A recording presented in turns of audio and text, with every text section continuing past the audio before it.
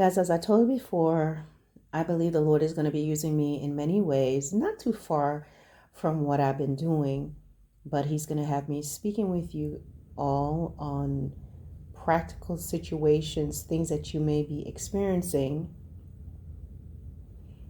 a lot of things that can be hindering you and keeping you from being able to move forward in your destiny, in your purpose, in a closer relationship with God. And one of the things that can hinder you is relationships. It's not just an intimate relationship, love relationship, but it can be family relationships. It can be platonic relationships, friends, people that you grew up with. It could be work relationships. So there's going to be many different things that I'm going to be talking to you about, how these things can hinder you from growth if you don't have the correct mindset. Now, please understand that I'm going to give you biblical and spiritual teaching. So if it's not what you want to hear, then you can go ahead and log off or swipe to the left or swipe right. But I think it will be beneficial to all who listen. And so this video is, a man has to choose you. A man must choose you. It doesn't matter what you try to do, no matter how much you want to finesse yourself, prove and show him how great you are. He must choose you and he must desire you. I'm not talking about a sexual tryst, because men can be very compartmentalized. They can have sexual intercourse with you, but it doesn't mean that they like you. It doesn't mean that they're going to take you home to mama. It does not mean that he's going to put a ring on your finger. He literally can just, lay with a woman. Some men can do that and he's done with it. He's gone. Or that would be the only thing that brings him to you, but he is still compartmentalized, which means you're not going to go any further than the bedroom, the sweat room, the back seat, the bushes, the thickets. You're not going anywhere past just that, steam room type situationship. It's where you end up having that thing that they have on Facebook saying it's complicated, okay? But you'll find that it's only complicated for you, but it's not complicated for him.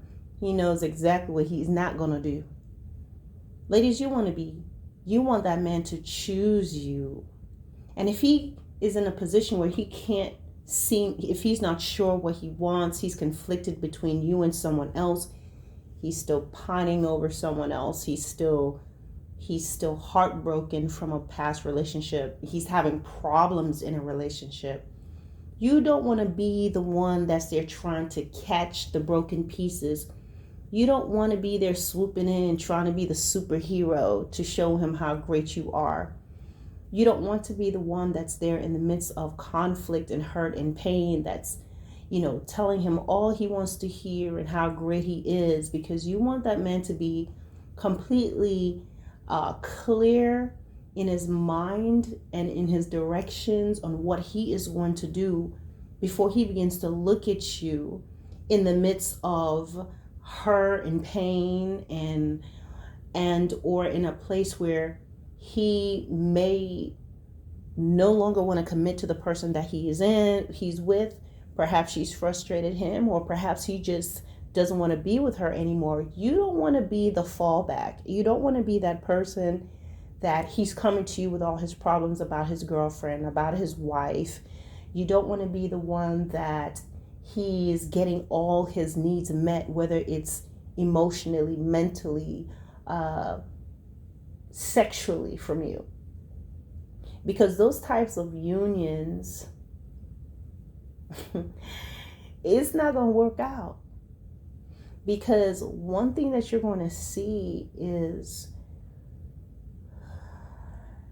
you have to make sure that you don't have any issues and problems with him. You're already going to see straight out how he deals with issues, how he deals with frustrations. And there's going to be another friend, another person that's going to be right there waiting to clean up all the mess and pick up all the pieces when you and him are having problems.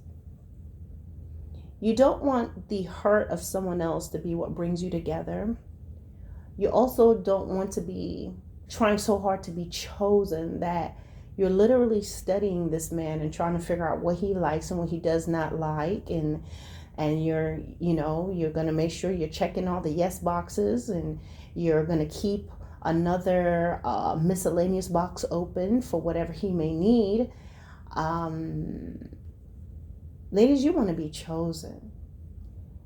And some of you may think it's old-fashioned, but when a man has his sight set on you and he is the right man for you, you're not going to have to, when a man truly is interested in you and wants to be with you, you don't have to be trying to make it happen. He's going to show interest. I know we're in the, we're in times where women are being told, they got to go out there and go get your man. And now the deer is jumping out the bushes into the arms of the hunter, saying, "You caught me." There's a pastor that said that back in the day, and my mother was very tickled whenever she talks about that. And I want to say it might have been Evie Hilliard. I can't remember. But ladies, this thing of go and pursue your man and get your man and chase your man and make your man, and you're going to beat him over the head and pull him in. I've seen women kneeling in the grass proposing. Understand you're always going to have to get on your knees to get what you want if you're going to do that. I know what you're saying. Oh, this a different day. Yes, you're going to get on your knees. You're going to be the one that when he's jumping up on the couch going, "Oh, it's a bug," you're going to be the one killing that bug. So get ready to get on your knees and kill the spiders and carry him over the threshold. I'm just saying. Ladies, you want to truly, the things that's making women be so hands-on is a lack of patience, feeling that you're going to miss the gravy train, the biological clock is ticking, all of that. I'm not saying that you necessarily have to play hard to get, and by that I don't mean that you're being easy, but at the same time, if someone poses interest in you and you've prayed about it, you sought the Lord about it first, this is, someone who, as us being as believers, we're not going to date unsaved people, okay? So, but then even if people say that they are saved, you got to watch their fruit. Because I'm telling you, there's a lot of villains and roaches coming up in the house of God claiming to be men and women of God. All right. They got web feet. They got talons and tails and bat wings that comes out at certain times of the night. They switch up, they change. Okay. You mess around and get somewhere with them and they do the Spock on you. Just grab you on your shoulder and you wake up confused and bewildered. So yeah, even when people are saying that they're saved, it's going to take discernment and the Spirit of God so you can see their fruit. You see what they're all about. But there are individuals that they are genuine, and there are people who are disciplined, men who are disciplined and have been in the presence of the Lord, and you're going to know. You're going to know. He's going to recognize you, and you are not going to be having to, break dancing and doing all these things, trying to make that man notice you. I love to watch nature shows, and it shows how the male birds, when they want to mate, it's mating season, it shows how this bird goes around setting the stage to impress the female birds. You see this one particular bird, he'll go and he'll clean all the little twigs and things in in the specific area. He makes sure everything is set up. He moves any brush or anything that is there. And then the male birds will have these colors, and they'll do this dance, and they'll do all these things to impress the female. And she may or may not choose him. And guys, these are animals that's doing this. So what I'm saying is that man is going to pursue you in a godly way. He's going to approach you in a right way with a right motive. And if he does post interest, you don't want to play the game, okay? I'm not saying you got to be like, yes, I'm ready. But at the same time, God will show you where you can show this person interest, and things will flow the way that it should. But we're living in times now where people feel like women are being taught, go get them, get that feminist or modern day woman tranquilizer, or you doing how they did. What is that thing they have, guys, from the old days? Put it in the comments. I can't remember. It's not the old days, but the hunters would put this thing inside this little wooden thing, and they'll blow that little thing out and send a dart out into the animals. It's some sort of a tranquilizer. And so these days, even though this is metaphorically speaking, that's what a lot of women are doing. They're working very hard. And truly, ladies, regardless of your body, regardless of your guile, regardless of your flattering speech, one thing that you realize that you're doing is that you're working. You're working it to get that man's attention. But truly, when it's in the heart of a man to be with you, you're not going to need to chase him down. When he loves you and he cares for you, you're not going to have to try to have him pick you out of a group. You don't have to stand up in a lineup and hope he picks you and he chooses you. You won't be in this situation where he doesn't know what he wants. If he doesn't know what he wants, then clearly he doesn't want you. You don't want to be that BFF on the side. You don't want to be over there, the cleanup girl, the rebound girl, where he's coming to you and he's pouring out on you, but he's steady in that other relationship. He's still with his wife. He's still with that individual. You don't want to be the one that, well, you know what, you've become his mama. You've become big mama, where every time he's going through something, you're there and you're trying to tell him how to be a man and how to do this and how to do that and what he shouldn't do, because sometimes his affection towards you and his interest towards you can simply be built on the fact that you're always there to help him, but it can also cause him to be turned off by you. It can also cause him to maybe even resent you. It can cause that man, after all is said and done, after you've been big mama, and after you've been mama, and after you have been the perfect voice and all of that, he doesn't choose you. He chooses someone else. You would help him to be this great man for another woman.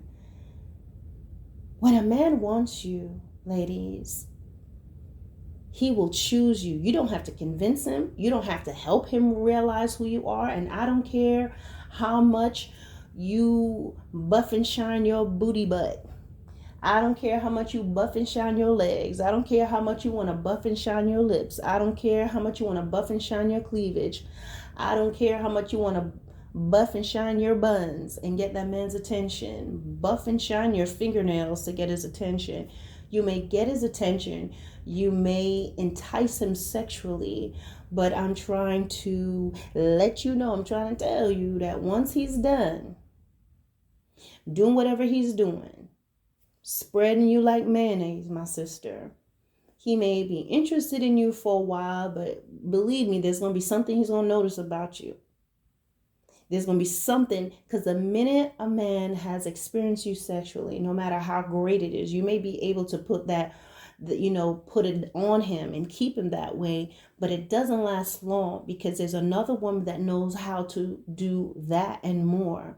And so once that wears off, what else is there? Now you have to continue to up your game Or what do some women try to do? Get pregnant, do all these different things, go try to put some kind of spell or whatever on the man and all of that, which all that is just demonic.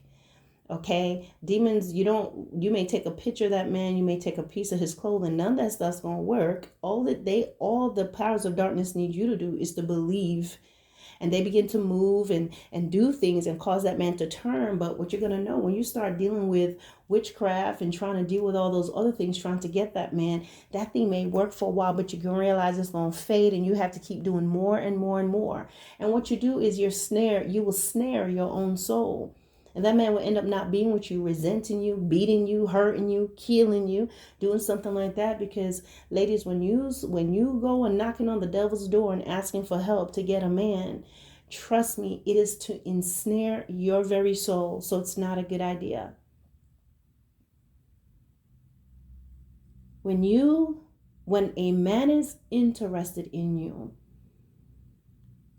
and I'm not just talking just any man, because there's a lot of men that's out there, but there's not a lot of men who have wisdom, who has character, who is following after God, who will love you the way Christ loved the church, who will go and pray to the Lord regarding your relationship and eventually your marriage.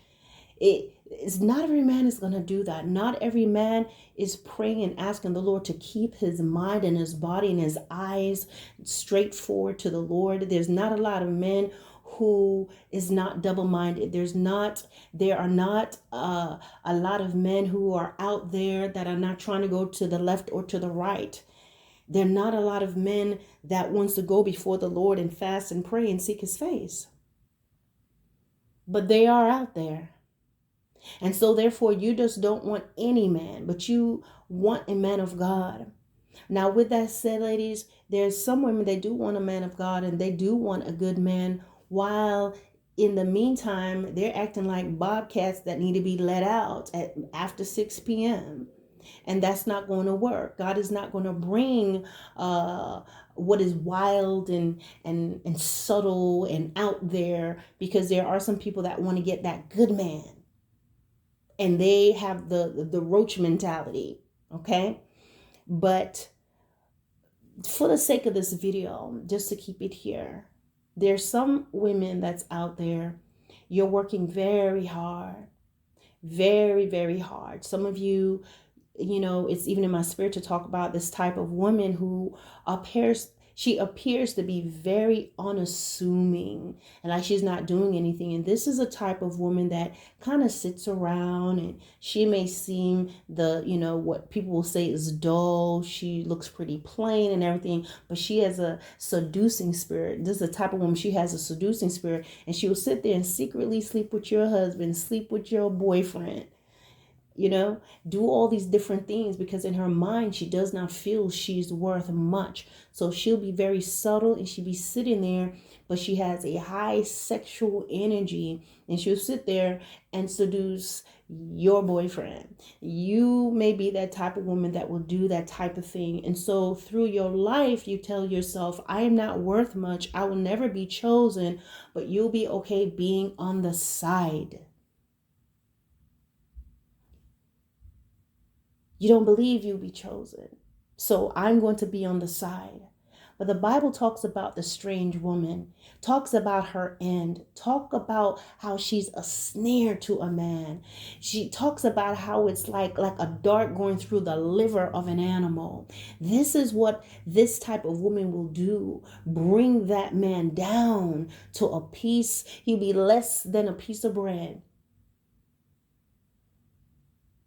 It's damnation. She brings damnation not only to their souls, but to her own soul. There is no safety net for the safe woman for the strange woman that is mentioned in Proverbs. If you read about the strange woman, she's very subtle. She is defiant. She does not keep her feet in her own home. She is diligent in seeking out a man. She can purse her lips. She dresses like a harlot. She tries to be seductive. And you know, some women, they may not be dressed seductively, but they are seductive in spirit. So she is dressed in spirit seductively, in her speech, in her flattery, in her coyness, in that man may be trying to go in a different way, but she says, I diligently sought you. This woman diligently seeks this man. She diligently looks for, she's looking for this man at lunch. She's parking her car where he's at. She is diligently texting him, emailing him, DMing him, getting in his inbox, doing these different things. She's diligently trying to figure out what's going on in his relationship and his marriage. And so she could come in and be the glorious one. She can be the golden child, the chosen one. She's going to make it happen. But the end result, the calamity that such a woman would bring into the life of that man. This is where that woman that's wonderful, chasing, can resort to being the one where the Bible says, the Bible says to the husband, let's drink from your own cistern. Why then should you have your wealth in the house of a stranger? They talking about when a man goes and he sleeps with someone and then he ends up having to put his money in somebody else's house, a strange woman, the one that turns from what was seductive to a straight up barracuda. A barracuda, just mouth so wide, and you look in her mouth, you see the souls and the eyes of the men that she have consumed. You see yourself down in her mouth, wide open. The Bible says the mouth of that hell expands itself continually. Hell continues to expand, and she's opening her mouth and raising hell in your life, and you look in her face and you see hell and you see yourself there. Oh, ladies, you don't want to be that person, because after the powers of darkness finishes using you up, they're going to toss you right down in the pit of hell. Let that man choose you. When he wants you, he will select you. And if he does not want you, you leave it alone. All you're going to become to that man is a dust mop. He's just going to use you up. He's just going to use you up. You're smart enough, and there's something in every woman, an innate sense of knowing when you know someone is genuine or not. And a lot of times our brokenness, it comes from something, from your childhood, from just something that you don't believe about yourself. But the word of God says, for God so loved the world that he gave his only begotten son, that whosoever believes in him should not perish, but have everlasting life. God does not want you to perish. He does not want you to perish in relationships. He does not want you to perish in eternity. And he loves enough to give. He was given to us before if we even thought to give. We never did. And so, ladies, I want to introduce you to the greatest man you'll ever know, who is Jesus Christ. He is real. I, like you, at some point did not believe. I didn't even know what I believed about. I knew God was real. Just didn't think of relationship wise, but it took years down the line for me to have a revelation of who he is, and that he is real. He is not an it. And he changed my life and my heart and my decisions. And I'm telling you, it's a process, but if you desire it, you pray and you ask the Lord to lead you and to help you, to forgive you for your sins, forgive you for the decisions that you've been making. Ask him to help you. Ask him to take you back to your beginnings, to show you, to go into those hurt crevices and places in your heart that causes you to make the choices that you make. Sometimes you may say, I like this. I like being just on the side. It's safer. No, you actually live in a delusion, and you've lied to yourself. What causes you to say, I'm okay being on the side? Because you've been hurt and disappointed enough, or you've been trained up and raised by somebody who's been hurt and disappointed enough, been disappointed throughout their lives. And so they teach you those things. You've seen things, hurt maybe from your own father, hurt from the men around you, betrayal, violations in some ways. And those things will plant seeds in you. And then you want to curse God and say, God, why'd you do this to me? And I want to explain to you, when Jesus was born, it's kind of, he may have the right to ask a question. God, why did you send me here to die? He was born to be crucified. but he had purpose. And so, guys, there's no minimizing your experiences and minimizing what you went through in your life, but getting an understanding, not acceptance, and not that anyone is going to be, not that those who violated you or hurt you, that they will not be held accountable, but getting an understanding of why things happen. Where did these things begin? Why did it happen? And allow the Lord to heal you and to restore you and to change your mind and to change your vision and to take the blinders off and take the stoppers out of your ear and to remove the hardness from your heart, so that now you can receive love. Now that you can, when you learn to love yourself, when you learn the way God loves you and he cleanses you and brings you through the process, the crying and the tears and all that, and brings you to a place where he takes away the ashes and gives you beauty, and you understand who you are, and you love yourself from the inside out through Christ, not the diva type of love or the entitled love. Then, my sisters, once that happens, you're gonna realize that you're worth more than trying to chase down someone and putting in your application and going up as if you're on Dance USA trying to be picked. Your mindset is going to change. You're going to see things differently. You're going to start to see these men as souls, and you're not going to have a desire to want to take these men off, put them deeper into hell that they're already in, or taking a man off the path of righteousness to lay with him or to seduce him. You're going to get to a place that you'll be able to see this other woman as, like, even though you don't know her, this man's wife is a sister. Whether you know her or not, you would not want her to do that. You would not want what you're doing done to you. Women, wives, you being in other women's business, doing all these different things, you have to realize that even though you may believe that no one sees what you're doing, the Bible talks about in Deuteronomy 30:19, I call heaven and earth as a witness. Heaven and earth witnesses. The angels of the Lord sees, the eyes of God sees everything that you do. And you don't want to be that person that's causing mayhem and hurting another woman, while at the same time you're expecting loyalty and complete solidarity from your own husband. And because perhaps you don't care what your husband does anymore, doesn't give you the right to interfere. So God will begin to show you these things, and you'll be able to just change. Your heart will be changed and transformed. And now you'll be in a position, God willing, to receive love from someone else. So you're not going and hurting other people, so that you are not still in a position where you're hurt and you're shattered. But then when a true man of God, or someone who loves you and cares about you, a man of God, someone who cares for you and loves you and wants to get to know you, you will be so filled with shards you can't receive it. I can't tell you how many people I've seen where they were in horrible relationships with men who were mistreating them, either abusing them physically, sexually, emotionally, cheating on them, all of this. And then when someone that is really nice and interested in them and attentive comes into their life, they mistreat that person. Why? Because the seeds of rejection is still within them. All the deposits of you're not worth it from that last relationship remains inside of them. So then when someone is trying to love them, they recoil, because the seeds from the abuse that they have experienced, those seeds, those words of rejection of you're nothing, you're not worth anything, you're worth beating, you made me beat you, all those things are in that woman. And so the voice, the spirit, the seeds that that man has placed in her, when she sees a love, she can't get it, because she does not believe.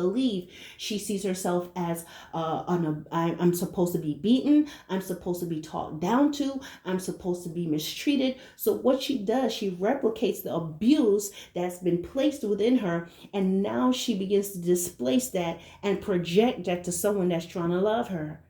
And so you find that man whose eyes were bright and filled with hope, if he keeps staying with her, she is going to suck the life out of him and change him.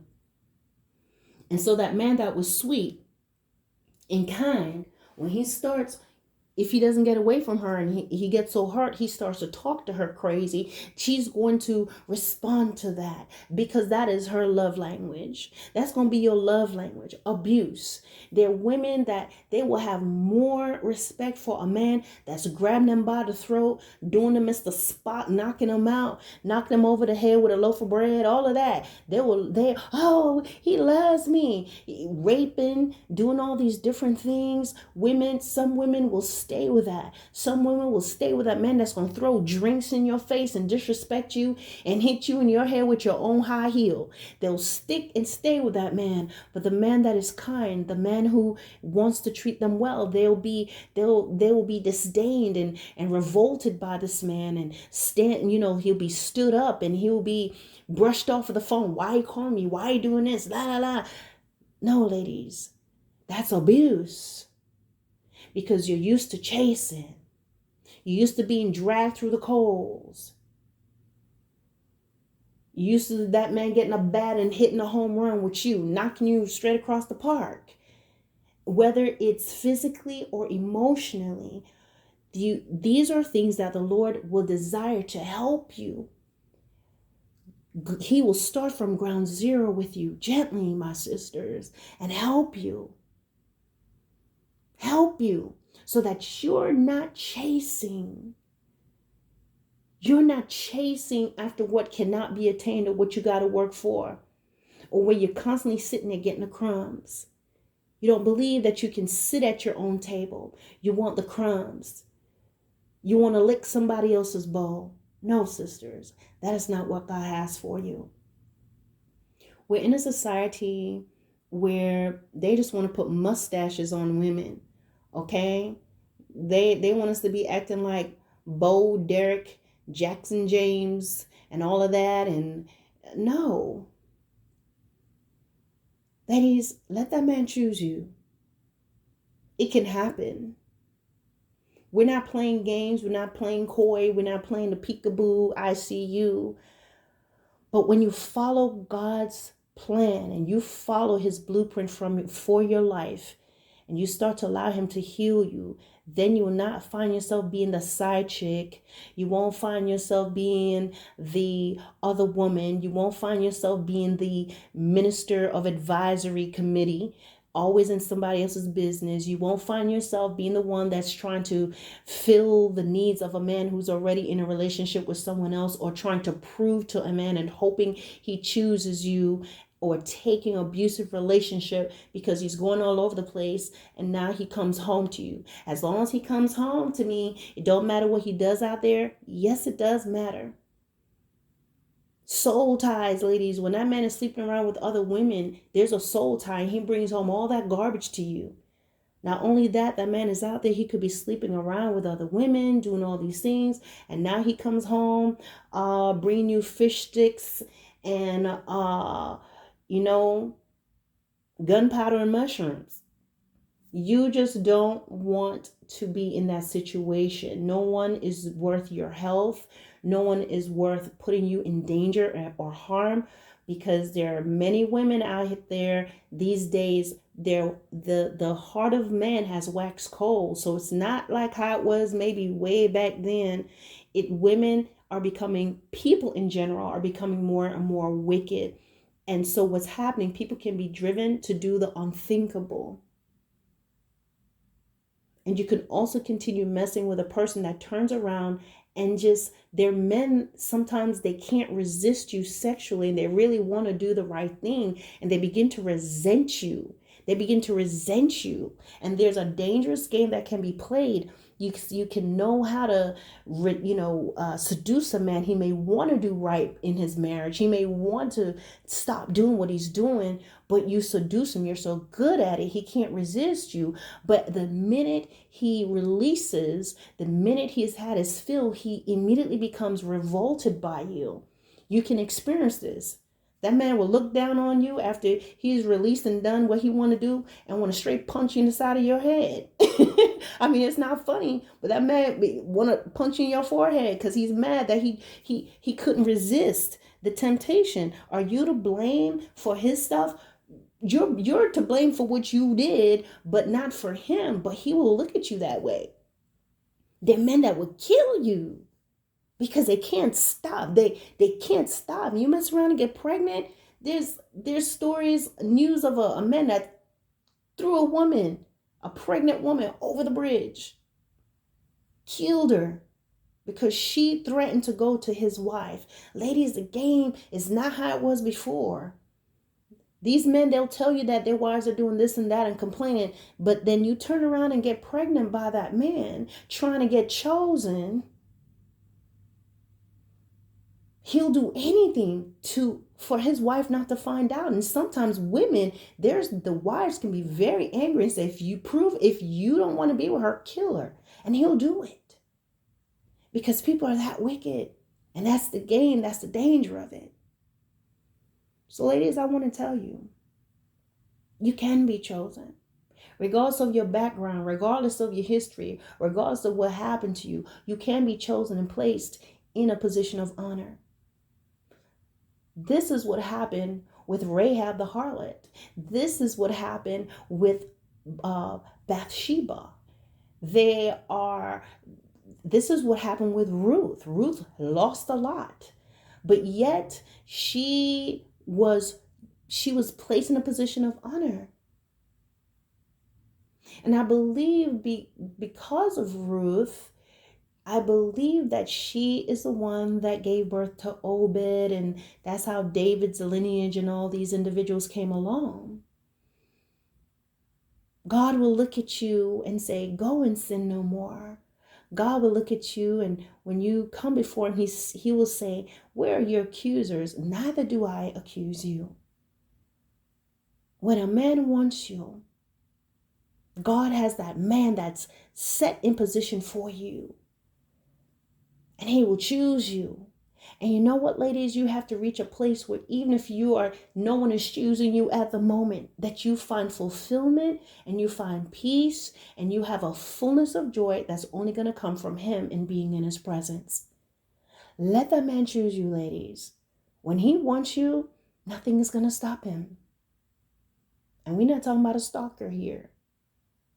But it will be done in decency and in order. And what God gives you, it adds no sorrow. All right, ladies. God bless.